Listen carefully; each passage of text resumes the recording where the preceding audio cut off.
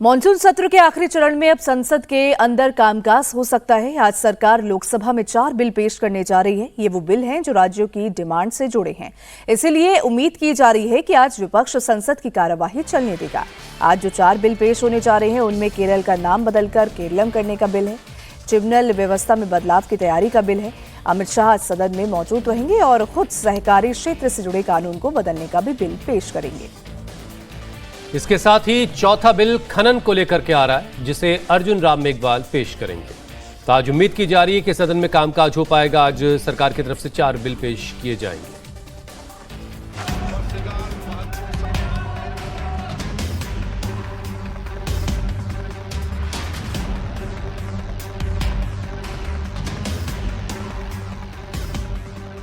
संसद में अंदर और बाहर दोनों जगह हंगामे और प्रोटेस्ट की तस्वीरें अभी तक मानसून सत्र का हाईलाइट बनी है, लेकिन आज तस्वीर थोड़ा बदली हुई दिखाई दे सकती है।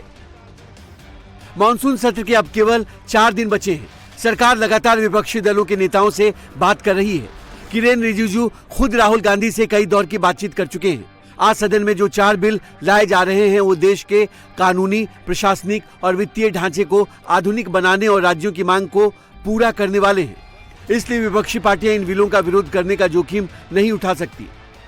मैंने कहा, देखिए, मैं बार बार दोहरा रहा हूं, home minister of India Amit Shah ji comes to the parliament very early morning and he leaves the parliament complex in the late night. सरकार आज लोकसभा में जो 4 बिल लेकर आ रही है उनमें केरल नाम में परिवर्तन विधेयक 2026 है। इस बिल में केरल राज्य का आधिकारिक नाम बदलकर केरलम करने का प्रस्ताव है। ये बदलाव केरल विधानसभा द्वारा सर्वसम्मति से पारित प्रस्ताव के बाद लाया जा रहा है। दूसरा है ट्रिब्यूनल सुधार विधेयक। ये बिल देश के ट्रिब्यूनल सिस्टम में बड़े प्रशासनिक बदलाव और सुधार करने का प्रस्ताव करने वाला है। तीसरा बिल है राष्ट्रीय सहकारिता विकास निगम विधेयक। इस बिल में सहकारिता क्षेत्र को मजबूत करने और इसमें पारदर्शिता लाने के लिए सुधार करने के उपाय। चौथा बिल है खान और खनिज संशोधन विधेयक बिल। ये बिल खनन यानी माइनिंग सेक्टर में नियमों को मॉडर्न बनाने और बड़े बदलावों से जुड़े प्रस्तावों वाला है। हमारा 3 नए बिल आ रहे हैं, ट्राइब्यूनल्स वाला भी आ रहे हैं, हमारे पास माइंस एंड मिनरल्स वाला बिल्स भी आ रहे हैं। बहुत इंपॉर्टेंट बिल्स हमारे पास और है सरकार के पास, उसको भी हम लेके आ रहे हैं।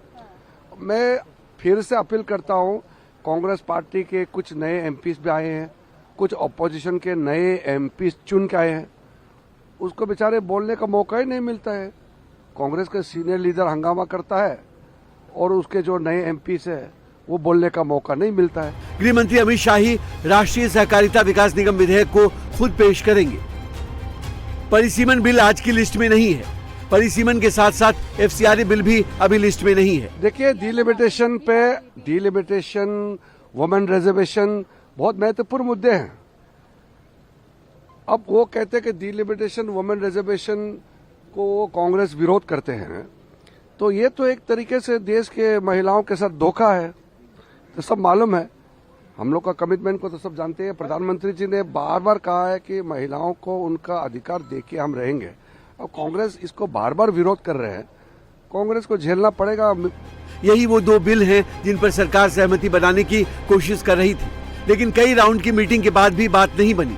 अब आज सरकार इन 4 बिलों के जरिए मानसून सत्र के बचे हुए दिनों के काम का कोटा पूरा करना चाहती है।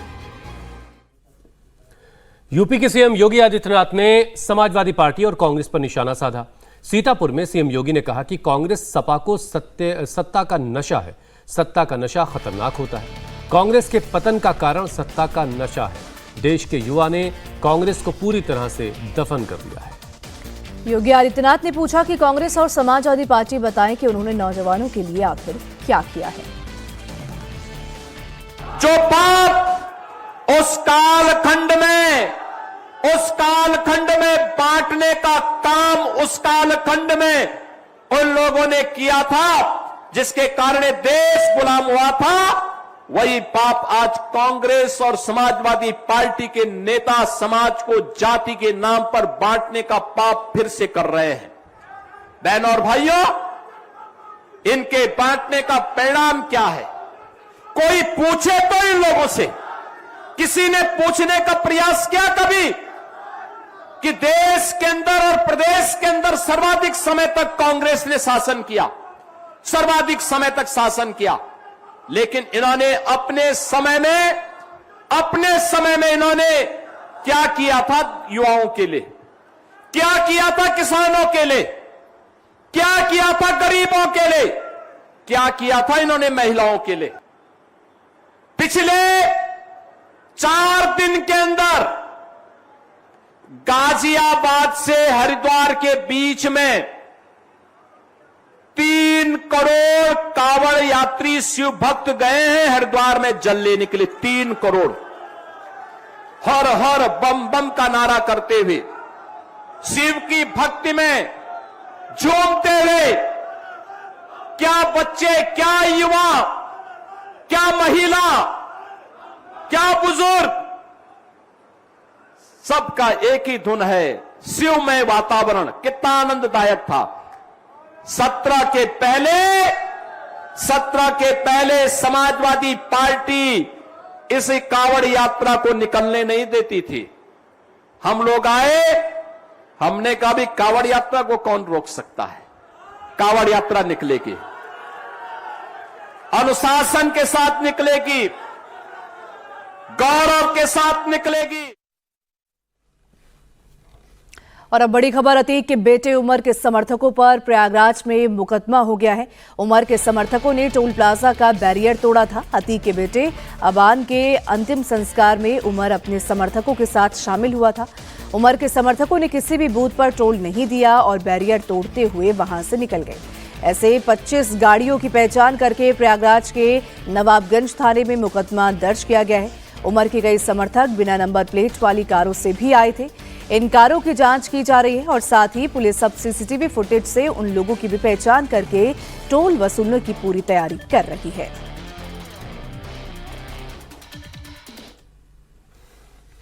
मध्य प्रदेश के रीवा से बीजेपी सांसद जनार्दन मिश्रा एक बार फिर से अपने विवादित बयान की वजह से चर्चा में है।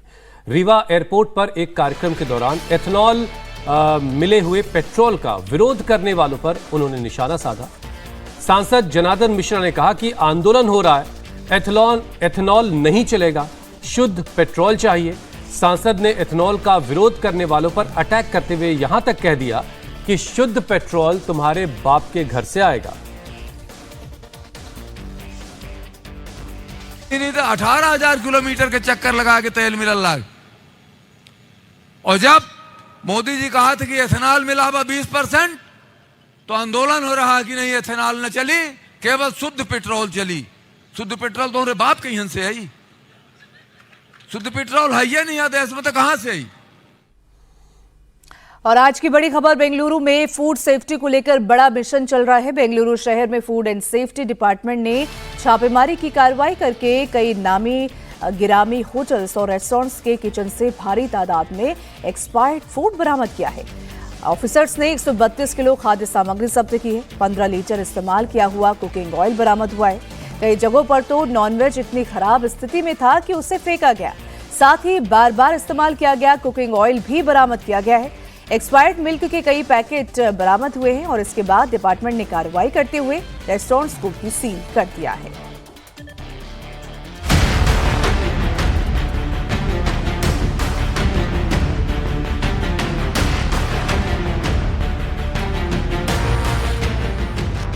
सड़ा हुआ चिकन, सड़ी हुई मछलियां, खराब दूध और दही, खराब कुकिंग ऑयल। गिनती करते करते आप थक जाएंगे और हैरानी तब दोगुनी हो जाएगी जब आपको यह पता लगेगा कि यह सड़ा हुआ सामान 5 स्टार होटल्स के किचन से निकल रहा है। और ये जगह है बेंगलुरु, देश का आईटी हब, कर्नाटक की राजधानी। देश के मेट्रोपॉलिटन सिटी में 5 स्टार होटल्स के किचन में जो कुछ मिल रहा है उसे देखकर हर कोई हैरान है।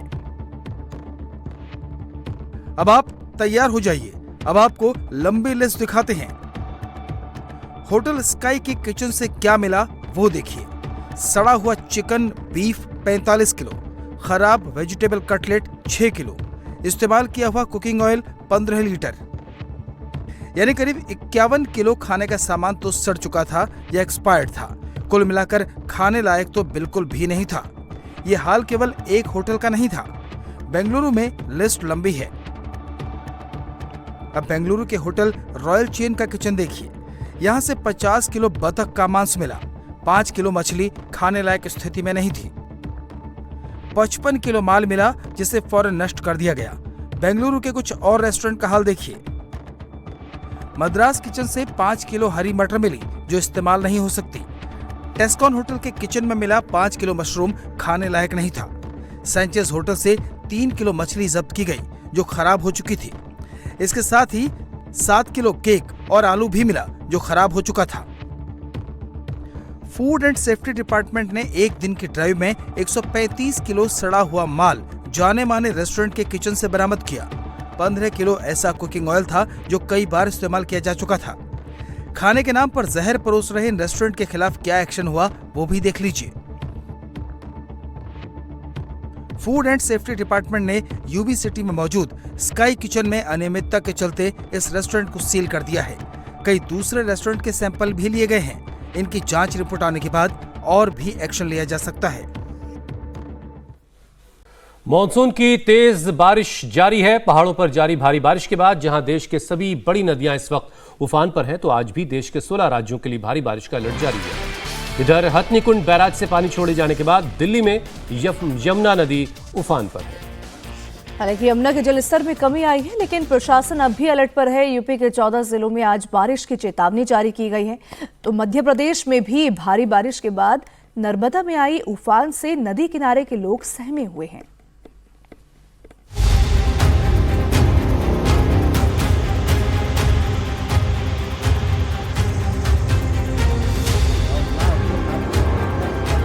गंगा की तेज धार में फंसे कांवड़ियों का रेस्क्यू।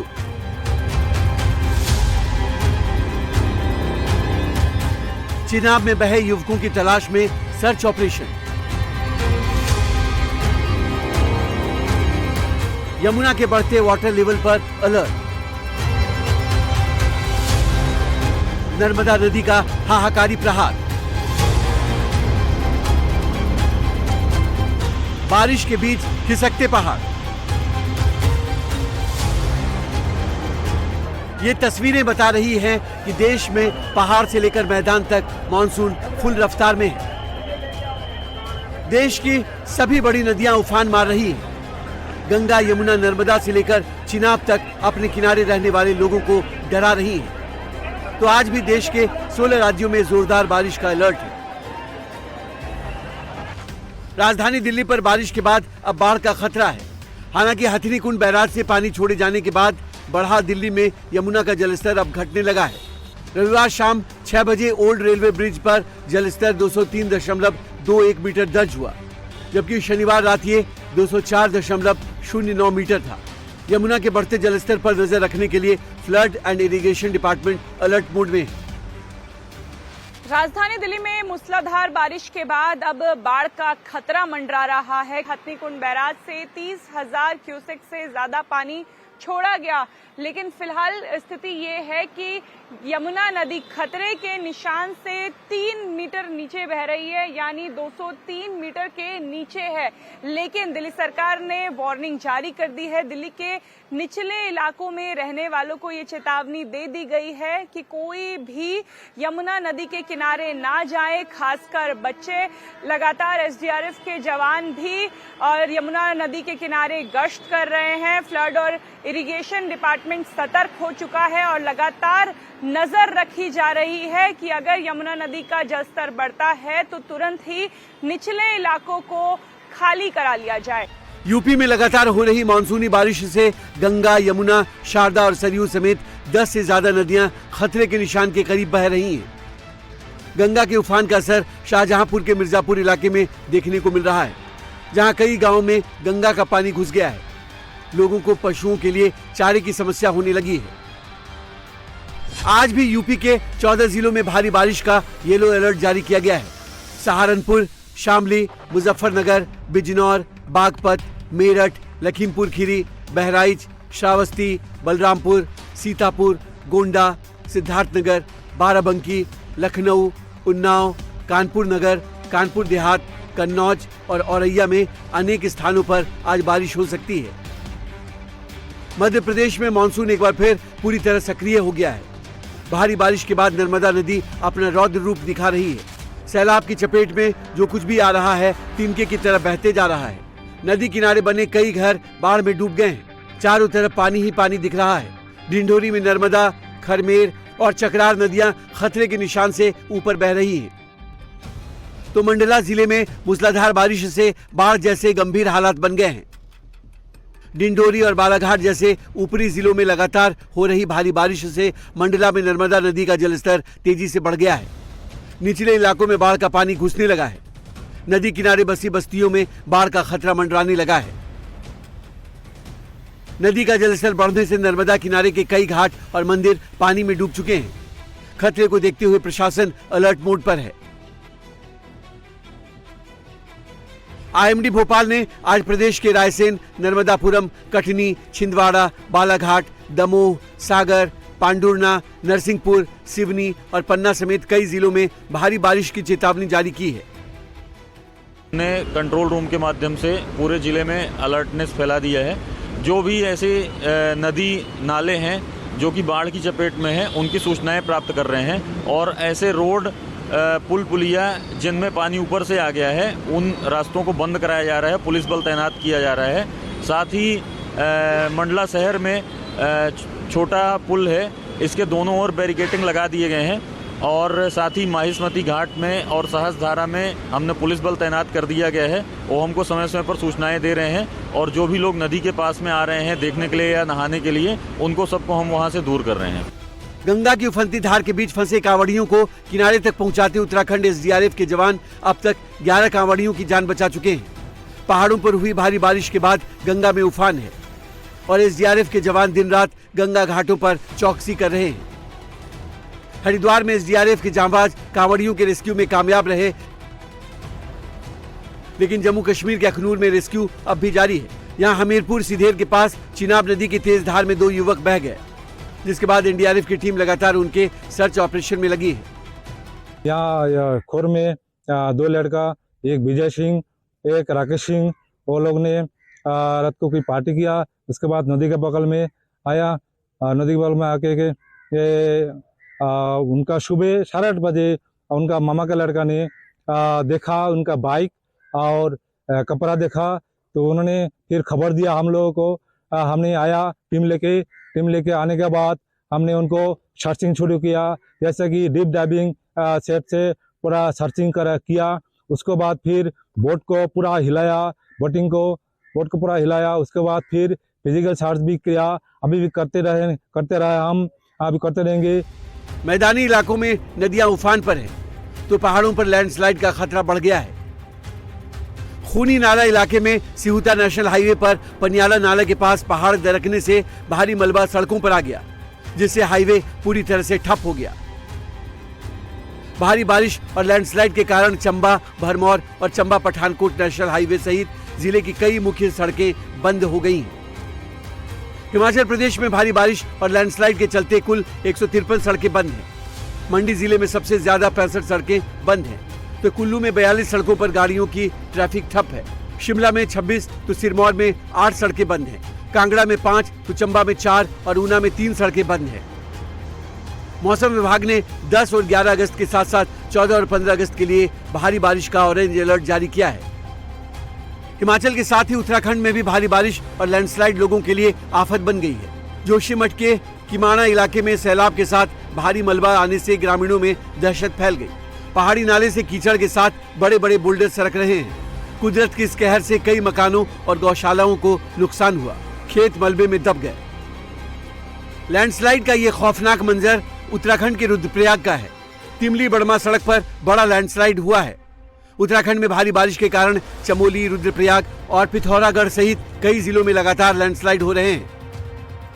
लगातार मलबा गिरने से राज्य की 120 से ज्यादा सड़कें और हाईवे बाधित हैं। बद्रीनाथ हाईवे और गंगोत्री हाईवे में भी लैंडस्लाइड होने से यातायात प्रभावित हुआ है।